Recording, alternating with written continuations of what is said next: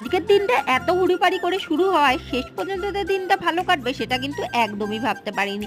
যাই হোক, সকাল সকাল এক গ্লাস ছাতুর শরবত দিয়ে দিনটা শুরু করেছি, কারণ কর্তামশাই বায়না হলো এক গ্লাস ছাতুর শরবত খাবে।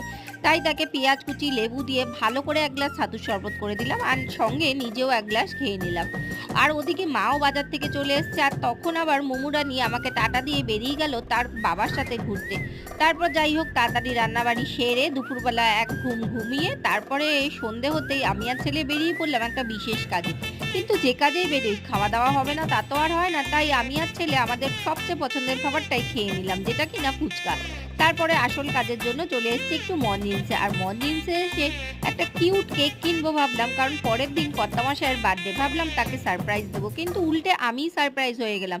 কারণ কর্তামশাইয়ের বন্ধুরা তাকে 12টার সময় ডেকেছে, সারপ্রাইজ প্ল্যান করেছে তার বার্থডে করার জন্য। তাই আমি তাকে প্রি বার্থডে